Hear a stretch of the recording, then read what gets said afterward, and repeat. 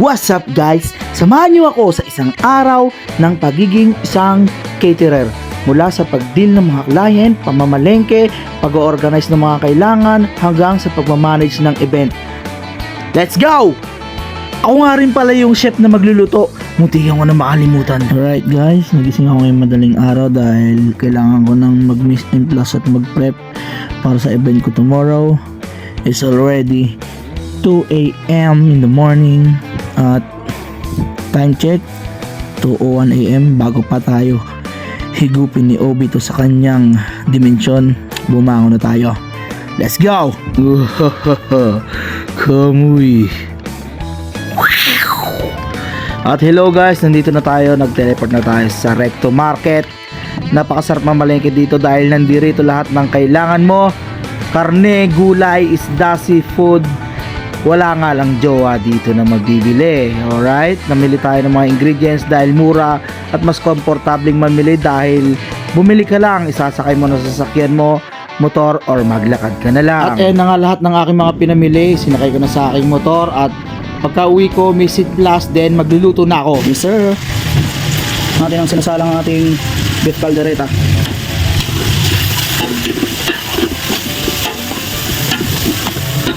What's up guys, ito na nga pala ang ating Mrs. Plus. Bali mamaya salang na tayo ng salang. Guys, simulan ko na iluto natin beef caldereta. Lutuin natin ngayon beef caldereta, chicken fillet. Ito na, ready na. Tapos ang ating chop suey, tapos spaghetti at ang buko pandan. Okay, mamaya balik tayo kung malapit tayo matapos. PCO. Hi guys, ito na, piniprito na natin ang ating chicken fillet. Yan, napakalaki, napakasarap. Imagine mo kung ganito kalaki yung malaking sa McDo, panalo, paldo. Okay guys, kaya na natin chicken breast fillet na pinirito. Yan, napakalaki. Yes sir.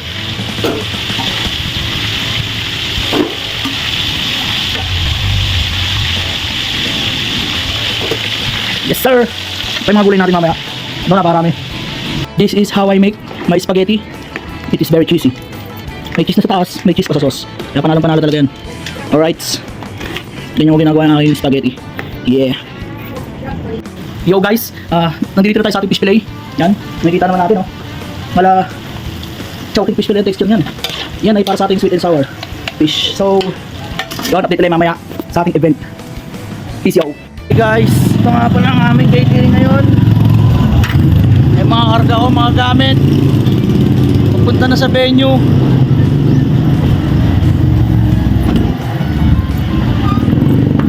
Ay, shoutout muna kayo, shoutout. Punta kami sa event. Kaya we are on our way now papuntang Pasig sa ating venue sa Santa Barbara Events Place sa may Pasig. 9 PM ang start ng event pero 8 PM tayo umalis. Dala ang mga pagkain para bagong luto. At nakarating na nga tayo sa ating venue sa Santa Barbara Events Place, Gibonyi Street, Buting, Pasig City. At ito na ang outcome ng ating mga biniling pang-design at ginawa ng aking kababata, waiter at kapitan ng catering, JR. Shoutout sa iyo.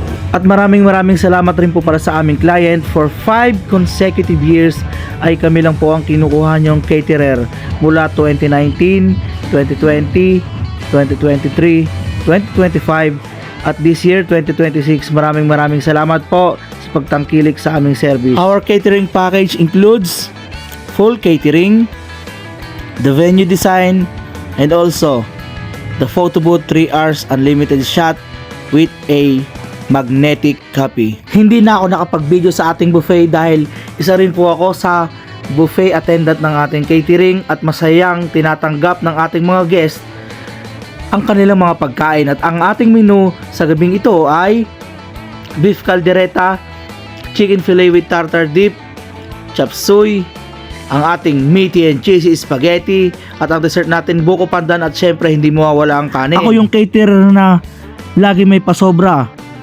hindi nagkukulang, at pwede pa silang makapag-sharon. Kaya nga nakaulit ng panghanggang 5 beses ang ating catering dahil tayo ay laging may pasyaron. Siyempre, hindi uuwi ang ating guest ng gutom at walang take out. Pagkakain lahat ng guest, dito na nagsimula ang program proper ng event. Syempre sa event hindi mawawala ang pa-games, pa-talent portion, pa-gift giving, at ang finale ang awarding. At syempre pagkatapos noon ay party na with the DJ. Maraming salamat nga rin pala sa aming photobooth supplier, Sweet Xavier Photobooth. Kasama ko na yan ever since by Sir Xavier Expago and Chanel Dizon. Shoutout sa inyo. Kapag kailangan nyo ng lights and sounds and LED wall, sila ang recommended ko para sa inyo. The best! Shoutout nga rin pala sa Tipsy Mix Mobile Bar. Napakasarap ng juice nyo. Talagang hindi ako makatulog. Recommended din to dahil sa sarap ng kanilang mga cocktails. This is a managed buffet for 140 packs set up. Then after makakain ng mga tao, yung matitira sa buffet area ay pwedeng balutin, pwedeng balikan, at sa inyo na po yan. At dyan na po nagtatapos ang ating vlog para sa event na to. Maraming pong salamat. Let's go!